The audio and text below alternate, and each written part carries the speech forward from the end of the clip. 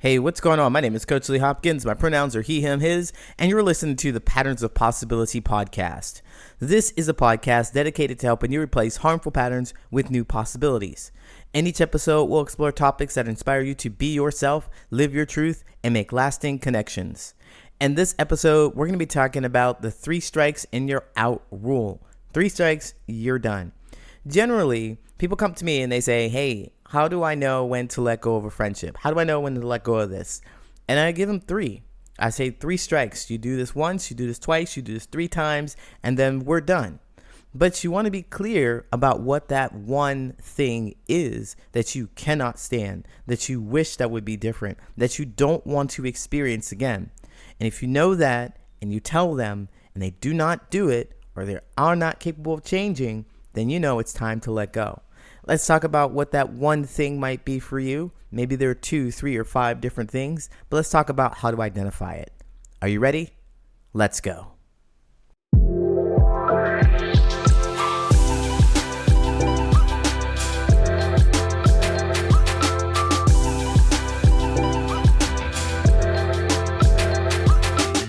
So I get this all the time. People will come to me and they'll say, look, when should I let go of this relationship?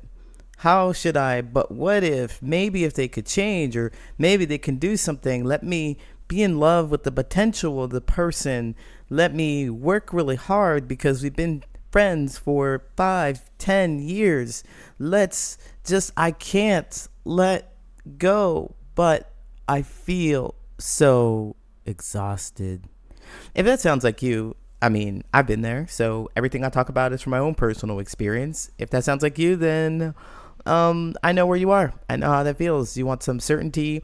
You want the ability to know whether or not this person is capable of supporting you the way you need, whether or not you can get over the guilt or the shame of letting go. Maybe there's some thing that you really, really, really like about them, and because you really like that thing about them, you tend to overlook the other things that aren't so pleasant.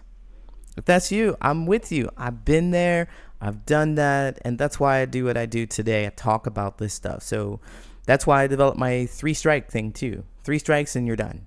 That's it. And it's not done either. When I talk about it in my coaching program, is that there are these 5 levels of connection with people. So there's the stranger, there's the associate, there's the acquaintance, there's a friend, and then there's the close connection at the very top. I talk about those people, and I am talking about, when I say 3 strikes, you're out, I move you from one tier or one category to the next. So if you were higher up before, if you were a friend before, then congratulations, you are an associate now. And don't get it twisted, because you can also be a stranger.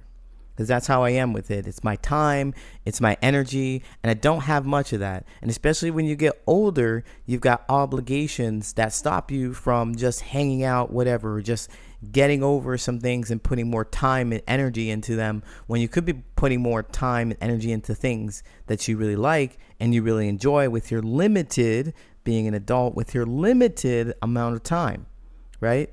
So that's why I'm like, 3 strikes, you're out. 3 strikes, I'm going to move you.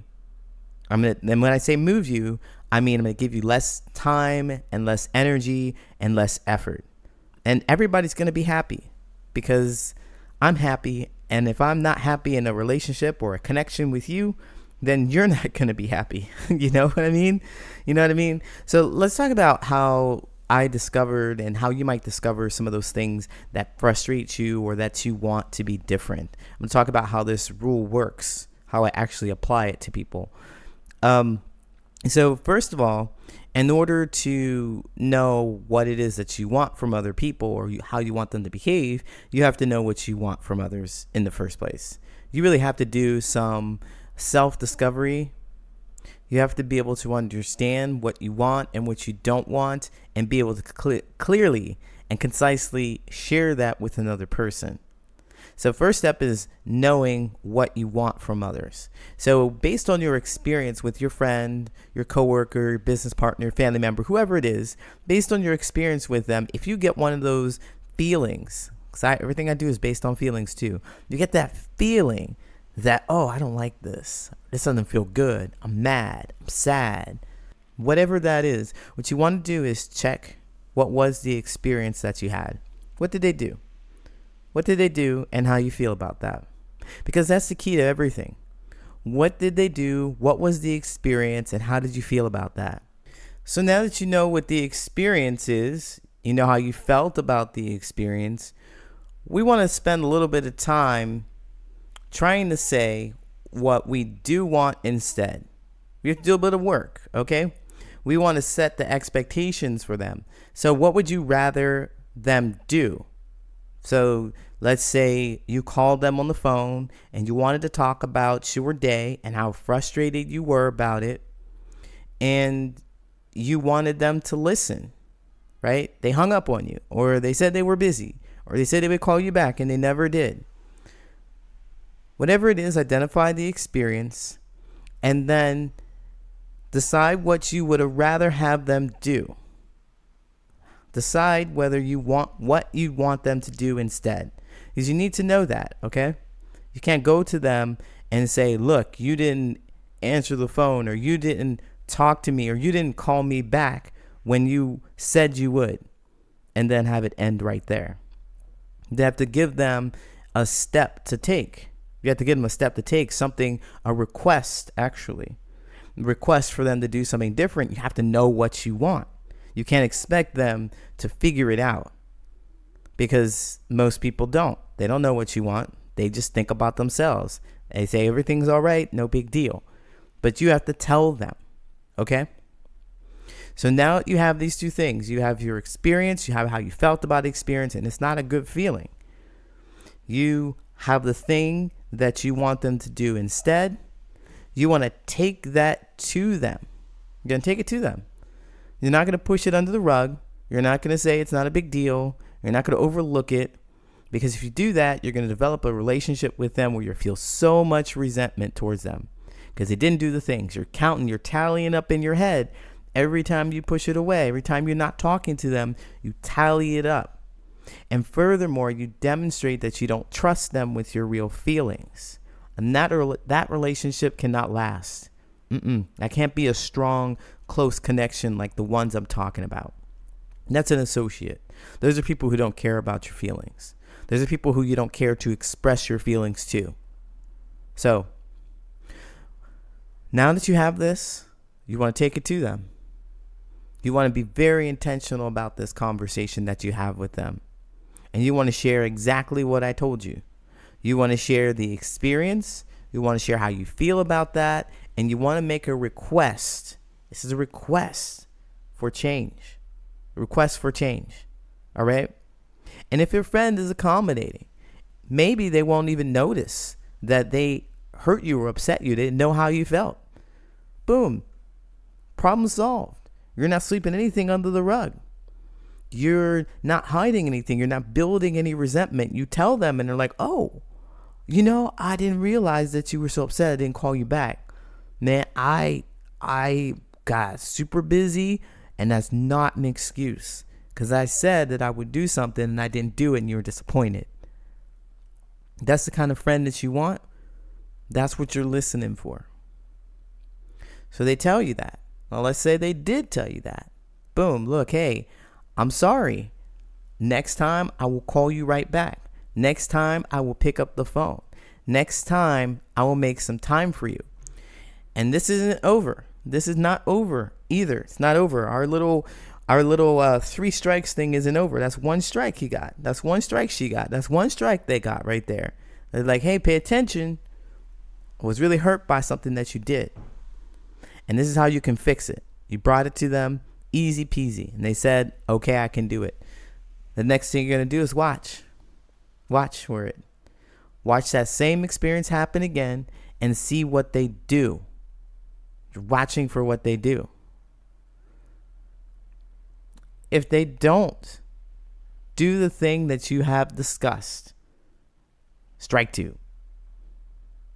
Now, it's not time to kick them out. It's not time to change and destroy their relationship. But I tell you what it's not time for now. It's not time to push it under the rug. It's not time to sweep it under the rug and forget about it. You build resentment every single time you do that.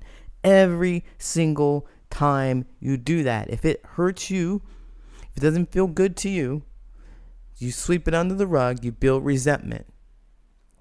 If it's important to you, you need to tell them about it, because what's important to you is also important to your close connections. It's important to your friends. So you share that with them. Hey, we had this conversation, same style conversation. You come down calm and easygoing. You're not trying to force anything. You just let them know, hey, I was really hurt again. And remember how we talked about what you would do instead and you agreed to it? Bring it to their attention again, because nobody gets it on the first try. Like, many people just don't get it on the first try, right? We got our own patterns of behavior. We got our own things. We're thinking about ourselves. And sometimes we forget, okay? We forget new information. We have to practice it a few times. So here's the second time. You tell them again, this is really important to me. And they say, oh, yeah. I forgot. I know how important it is to you. I'm going to do it this time. Next time it happens, you can count on me. So guess what we're going to do? We're going to watch. Here's the experience again. Here are my feelings. And you didn't do it? Okay. Now we need to think a little bit here. This is where we come into a bit of conflict with ourselves. We're like, oh, well, I've known it for so long, and maybe I'm overthinking it, and maybe it's not a big deal. We're still going to go through with this, okay? Because if you backpedal now, you are going to build some resentment. Listen, you've already told them a few times, 1, 2, 3 times, this is what you need. This is what you want to create a healthy relationship, a dynamic. This is what they can do to not impact you in a negative way. You told them. And if it was important to them, they would do it. If they were capable of doing it, they would do it. Now the ball is in your court. It's in your court. It's your decision. What are you going to do with this relationship? You can have another conversation with them. You can talk to them 10 times if you want to. I recommend 3 because you got to save your time and energy. But you can talk to him again and talk to him again. That resentment's going to build because you're going to feel like you haven't been heard. You're going to feel like they don't care. You're going to feel like it's not important to them, because if it was, they would do it, and you told them 10 times. 3 is enough. 3 is enough. So when the third time happens, you can talk about how your relationship is going to change. Like, look, I'm just not going to call you anymore. Or you can just not call them anymore. You can do whatever feels good and comfortable to you. But I generally like to tell people how I'm going to move. Especially if people are going to be in my life, I like to tell them how I'm going to move. But you can also consider that they didn't hear you the first few times that you told them about what you wanted, so they may not even care or be considerate of the fact that you're not going to talk to them as much anymore. Maybe they even prefer that, if you think about it that way. So whatever it is to you, the point is that 3 is enough. 3 is enough to be sure if someone is capable of doing the thing that you need, or they care to do the thing that you need. It's up to you to decide how you want them to be in your relationship. Don't give them all the power. Don't say, but you didn't do, but you said you would, but you're supposed to be my friend, and try to shame, blame, guilt, and embarrass them into doing the thing that you want them to do. Accept that they're not going to do it, and adjust based on what you want in your life. The number one reason people come to seek my help is not because they're struggling with relationships. It's something much deeper. They're really struggling to trust. They honestly believe that there's no one around that they can trust. And with good reason. They've been burned so many times. They've opened up to the wrong person. You see, close relationships require that you put your trust in someone, and trust requires vulnerability. And vulnerability is scary because, of course, you could get hurt. I get it. And I found that there's an art and a science to discovering who to trust. So to help you be vulnerable with less risk, I've developed a 3-step action plan to discover who deserves your trust. It's called strategic vulnerability. Strategic vulnerability has personally kept dozens of untrustworthy people at a safe distance from me, and I'm sure it will work for you too. If you'd like to learn more about how to apply this 3-step action plan to your life, let's have a friendly conversation. Go to patternsofpossibility.com to book your conversation today. Now it's time for your listener letters. If you'd like me to give you actionable steps to create more meaningful relationships with something that's happening with you in your life, you can write me at patternsofpossibility@gmail.com and I might read it here on the show. How do you always avoid becoming the therapist friend? What do I look out for? I don't know what else to write. I've had like 4 separate friendships fizzle out since graduating high school, and I think it's because I ended up being their therapist. I didn't realize it at first. I just noticed that I get burnt out because it would be the same issues all the time. And then I'd start slowly trying to avoid hanging out with them as often until they found someone and they stopped talking to me entirely. Now, although I try to be clear about my boundaries and I try to recommend actual therapists to tell people what I'm feeling, it doesn't really work. Even my boss has joked that I'm the workplace therapist. I don't think I'm a people pleaser, but I don't know at this point.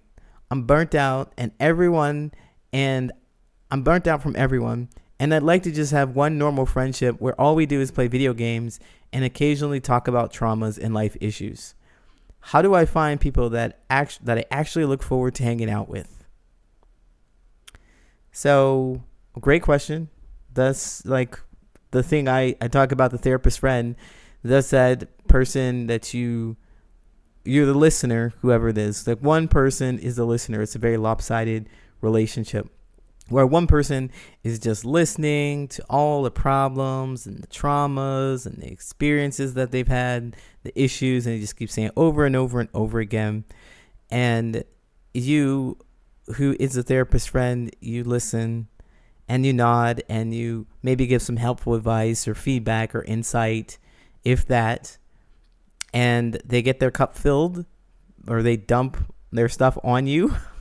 More like that. They dump their issues, their problems on you, and you hold your arms out wide open and you're like, here, drop it on me. I'm really happy to have this. Thank you so much for your attention, even though it doesn't really feel great to hold this stuff, but this is a way I know to make friendships. So that's the therapist friend. And I used to be one of those people, and I used to dump on people too. I was on both sides of it. And if you're looking to break this, because it's really a lopsided friendship, like we pay people to hear our feelings, and then we don't ask anything about them. We don't need to know the therapist.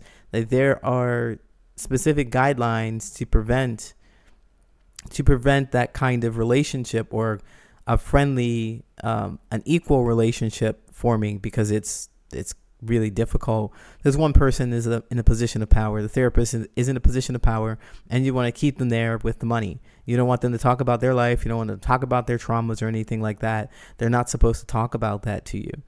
And when you create a therapist friendship, you do something like that, where you have your arms out, you're listening to everything that they're saying. They're complaining, they're upset about things, they boohoo stories, and you have your arms out, you're ready to hear everything that they have to say, just load you up with all that's going on. And there's no expectation of you to return anything. Like, you don't open up, you don't share what's important and interesting to you. And that's how you get to be the therapist friend. That's how you get to be the therapist friend. So it's a very lopsided relationship. One of you has all the power, it seems, and the other person doesn't.